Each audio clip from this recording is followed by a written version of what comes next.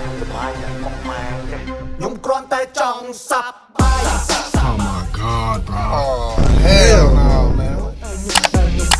ចង់លេងបងខ្ញុំចេញមកពីបន្ទប់ដែលគេរាប់គេលេងថាមិនបាន Get your ass on, boy. Bye.